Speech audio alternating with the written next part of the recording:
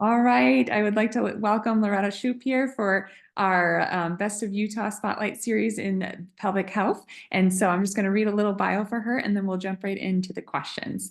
So Loretta is a certified professional midwife and a registered nurse. She enjoys adventuring, including high adventures of getting married and helping to raise 7 children. She began delivering their children in the hospital naturally, but when she learned that delivering out of hospital was also a safe option for low-risk women, she and her husband made the switch and loved it. The births were more family-centered and spiritual. She and her husband decided to continue to contribute to the community by building 2 birth centers and have served over 600 couples in the 7 years that they've been in business. Amazing, amazing. Well, we're so excited to have you on here today. And we're just going to jump in with that first question right off the bat. And what made you decide to become a midwife? It started way back when I was a youth. I always envisioned a day when maybe our economy would go down and people wouldn't be able to go to the hospital to have their babies and that they would be panicked, like, what am I going to do? So I made it my life's quest to learn the skills of helping women be able to give birth outside of the hospital. And so that I'd be able to come and say, don't worry, we'll get through this together. There's ways to have a safe birth. Amazing, amazing. That's so sweet. And then what do you think makes you different or your company different? So when I went and got my training later, after our kids were married and gone, I learned about the certified professional midwife. And I could have gone either route. I had my RN, my BSN. I could have gone the certified nurse midwife route or the certified professional. I chose the professional route because it taught community birthing, and that's what I wanted to learn. Mhm. So, as I was in that training, I heard the stories of women who would come in and say, okay, I had an epidural birth. I didn't like it.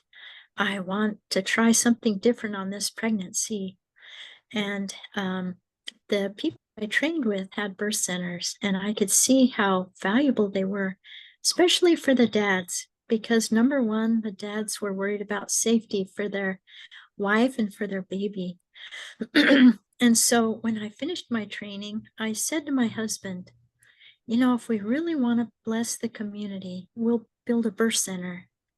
And he thought about it for about a month and then he said, let's do it. So we got the Ogden Birth Center built, and later on we added the Layton Center, which was my goal, was to make this more accessible to everyone. And so what makes this unusual is that we made it state of the art. We work with the state. We were able to license for 3 birth rooms, which is unheard of. And we got a national accreditation. We're the only birth center in Utah that's nationally accredited. And so we blend the learning and the science with the natural, being able to give a blend of helping the mom and baby be safe and have a wonderful, quiet, calm atmosphere and with choices and be able to have their baby in a nice environment. Amazing. I love that. That's so great. And then who would you say is an ideal fit for you? So for us, we have a variety of clients, but ones who take charge of their life where they want to learn, they want to grow, and they want to make their own decisions. And even though we're nationally accredited, part of that agreement is that clients have choice. And even though things are offered, they can decline them.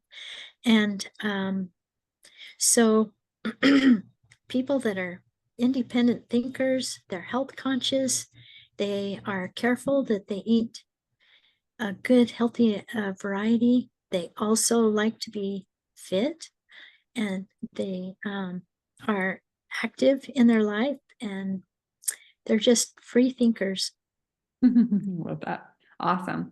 And then what does the process look like to work with you or one of your midwives?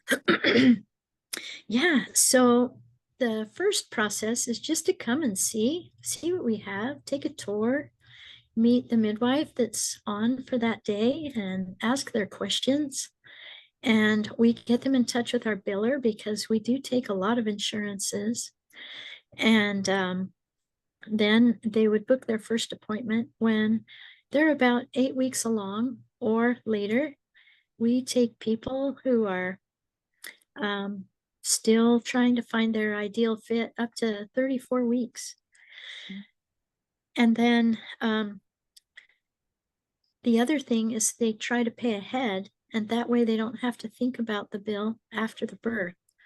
So some births, they get billed after and they get charges they weren't expecting, but ours are all upfront. And they tend to save about 50% compared to a hospital birth. Amazing. That's so great. Okay. And then in the grand scheme of things, what does recovery look like in your lens and your like ethos through that when you transition from postpartum? Just kind of walk us through, what does recovery look like? Yeah, so it's quite different. So for the first hour or so, the mom and dad get to bond with their baby.